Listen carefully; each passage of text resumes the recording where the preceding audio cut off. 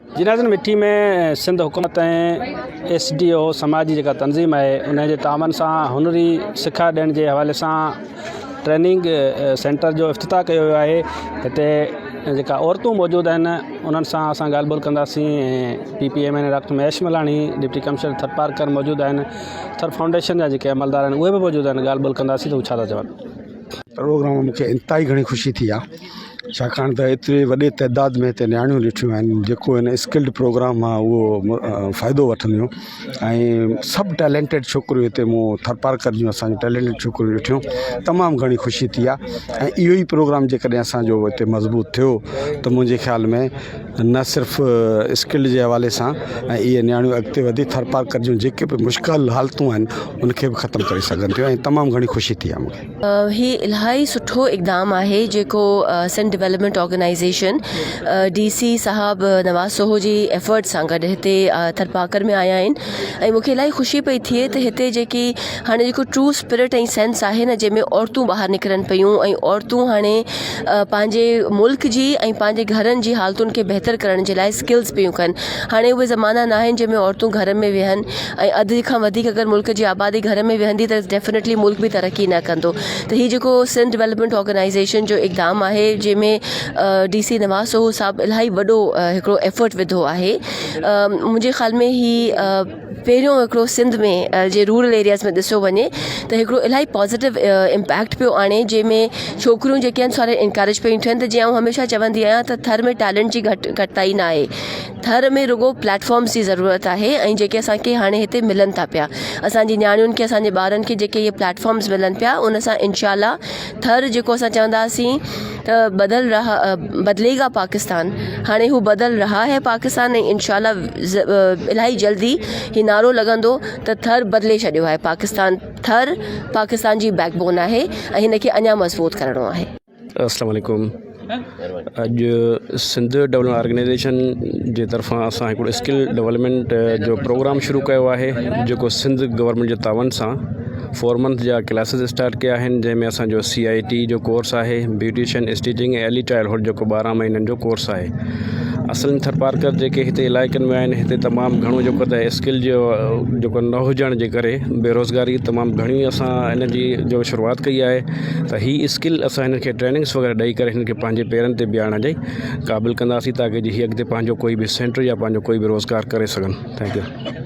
ऐं हिन इदारे से बिलोंग करां थी। सिंध डेवलपमेंट ऑर्गेनाइज़ेशन जेको मुख़्तलिफ़ चार ट्रेड जॉइन किया आहिनि, अपॉइंट किया आहिनि, जीअं CIT जो आहे, ब्यूटिशियन जो आहे, EC जो आहे ऐं स्टिचिंग जो आहे। त बेसिकली आउं स्टूडेंट आहियां ब्यूटिशियन सां ॾिठो वञे ही थर पार्क बैकवर्ड एरिया, छो जो हिते गर्ल्स खे वूमन खे एतिरी एम्पावरमेंट कोन हूंदी आहे, प्रॉपर हिकिड़ी इक्वल अपॉर्चुनिटी कोन मिलंदी हूंदी। Behind this may be reason open को पुराना ख़्यालात थी सघनि या हुनजी को पर्सनल थॉट्स थी सघनि, त हुनजे करे हुनखे को प्रॉपर तरीक़ो मतिलबु अपॉर्चुनिटी को थी मिली सघे त हू पंहिंजा वोकेशनल स्किल इनहेंस करे सघे, डेवलप करे सघनि। त हिते छा इन तरह ऐं हिन इदारे खे ऐं सर मुनीर खे पिया थैंक्स चवणु चाहींदी आहियां त हुन एतिरे असांखे इक्वल अपॉर्चुनिटी ॾिनी गर्ल्स खे एम्पावर करण लाइ, पंहिंजा वोकेशनल स्किल डेवलप करण लाइ। त हू पंहिंजा जीअं वधि खां वधि वोकेशनल स्किल डेवलप कंदा त हू छा हू अॻिते लाइफ में फ्यूचर लाइफ में उन स्किलनि खे यूज़ करे हू पंहिंजो नालो ठाहे सघे, हू पैसा कमाए सघे ऐं कुझु बि त फाइनेंशियली बि पेरेंट्स जीअं बि कंहिंजी हेल्प करे सघे, त हिकिड़ो नालो ठाहे सघे। त अगरि त इहो ॾेखारे सघे त गर्ल्स बि कंहिं पोयां न आहे, त गर्ल्स खे बि माना हू हर तरह से स्किल डेवलप करे सघे। बस उनखे प्रॉपर टाइम अपॉर्चुनिटी जी ज़रूरत हूंदी आहे। आख़िरी में हम थैंक्स चाहींदे सर मुनीर भुट्टो शहीद human resource research and development board Sindh government जो हिकु मेगा इनिशिएटिव आहे, जंहिंजे अंदरि सिंध जे अंदरि 18 खां 35 साल जी ॼमार वारे हर बेरोज़गार शख़्स खे सिंध गवर्नमेंट वज़ीफ़ो ॾिए थी ऐं हुनरी सिखिया ॾिए थी। उहो प्रोग्राम खणी असीं थर पारकर जे अंदरि आया आहियूं। हिते असां मुख़्तलिफ़ कोर्स कराया आहिनि ऐं ॿिया हाणे कराए रहिया आहियूं, जंहिंजे अंदरि 144 खां वधीक ट्रेडिंग, जंहिंजे अंदरि BBS IDP ट्रेनिंग ॾींदी आहे। हिते जेको SDO जेको सिंध डेवलपमेंट ऑर्गेनाइज़ेशन जो प्रोग्राम आहे इन में आऊं एज़ ए स्टूडेंट आहियां हिते ब्यूटिशियन जी। ऐं इन प्रोग्राम SDO जेको आहे सिंध डेवलपमेंट ऑर्गेनाइज़ेशन इहो BBS ID वारनि जे तरफ़ खां आहे, सिंध गवर्नमेंट ऐं बेनज़ीर भुट्टो शहीद इन जे तरफ़ खां आहे। ऐं हिन प्रोग्राम में जेको 4 कोर्सेस वग़ैरह ॾिना विया आहिनि उन हवाले सां जेको गर्ल्स खे एजुकेशन ऐं उन सां गॾोगॾु जेको हुनर ऐं स्किल्स जेको आहिनि उहे ॾिनियूं पियूं वञनि। ऐं हिकिड़ो तमामु सुठो प्रोग्राम आहे। हिते सभ खां वॾी अपॉर्चुनिटी अपॉर्चुनिटी मिले पई त जेको आहे न घर वेही छोकिरियूं केतिरी हद ताईं पंहिंजो पाण खे इम्प्रूव करे सघनि थियूं। उनखां अलावा सभ खां वॾी सुठी शइ हिते असांखे इहा लॻी त हिते जेको आहे न गर्ल्स जे लाइ सिक्योरिटी आहे। मतिलबु जेको ॿाहिरि जेको इलाइक़े में छोकिरनि खे निकिरण में जेको ॿाहिरि निकिरण में दिक़त थींदी आहे, प्रॉब्लम थींदी आहे, उहा हिते न आहे। हिते मतिलबु हिकिड़ो सेफ इन्वायरमेंट आहे, छोकिरियूं मतिलबु सेफली अचनि थियूं ऐं हिते जेको आहे न जेको इहो स्किल्स वग़ैरह सिखनि थियूं टीचर्स वग़ैरह। ऐं सॼो सुठो प्रोग्राम रखियल आहे। हिन में असांखे काफ़ी कुझु नयूं शयूं सिखण लाइ मिलनि पियूं। उन सां अलावा वरी काफ़ी वॾो प्लेटफॉर्म असांखे मिलियो आहे जंहिंमें काफ़ी वॾी हद ताईं इंट्रैक्शन वग़ैरह करण जो मौक़ो मिलियो आहे। त शुक्र ललिता आहे ऐं हिते ब्यूटिशियन जो जेका आहे कोर्स हुन में मुंहिंजी एडमिशन थियल आहे। त जेके हिते 4 ट्रेड शुरू थिया हुआ त मुंहिंजो शौक़ु ब्यूटिशियन में हो, उन जे करे मूं ब्यूटिशियन में पंहिंजो फॉर्म भरायो आहे। त हिते जेके 4 ई कोर्स जेके आहिनि तमामु सुठा हलनि पिया। हिकिड़ो EC जो आहे, स्टिचिंग जो आहे एंड ब्यूटिशियन जो आहे ऐं EC जो आहे। त हिकिड़ो इहो हिन मां मैसेज असांखे मिले थो त हीउ बैकवर्ड एरिया जेको थरपारकर आहे हिन में अहिड़ो जेको हीउ सुठो हिकु प्रोग्राम BBSYDP जे तरफ़ां जेका ऐं सिंध डेवलपमेंट ऑर्गेनाइज़ेशन जे तरफ़ां हिते स्टार्ट करायो वियो आहे।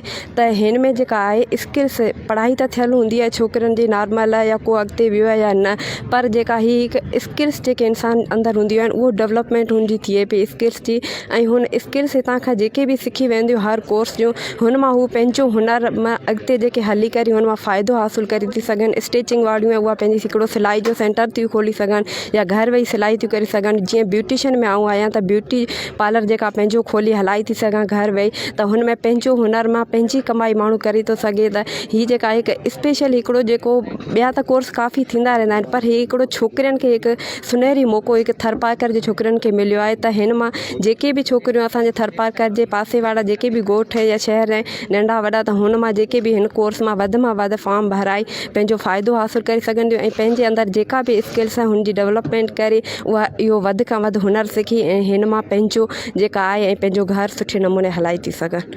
Thank U. जिन प्रोग्राम में मौजूदु हिते नियाणियूं हुयूं उन्हनि जी तव्हां ॻाल्हि ॿोल ॿुधी। PPMNA doctor Mahesh Kumar Malani sir foundation जी मैनेजर सबीन शाह समेत जेके समाजी तंज़ीम आहे सिंध ऑर्गेनाइज़ेशन उन जी बि तव्हां जेके अॻवान अमलदार आहिनि उन्हनि जी ॻाल्हि ॿोल ॿुधी। हीअ जेका सेंटर आहे औरतुनि खे सिखिया ॾियण जे हवाले सां उहा क़ाइमु कयो वियो आहे ऐं इहो जेका से तक़रीब दौरान ऐलान कयो वियो आहे त इन खां पोइ जेके थर जा समूरा जेके तालुका आहिनि ॻोठ आहिनि थोरे शहर आहिनि उन्हनि में थरी औरतुनि खे सिखिया ॾियण जे हवाले सां जेके सेंटर आहिनि उहे क़ाइमु कया वेंदा। गाज़ी बजीर अवामी आवाज़ TV न्यूज़ में थी।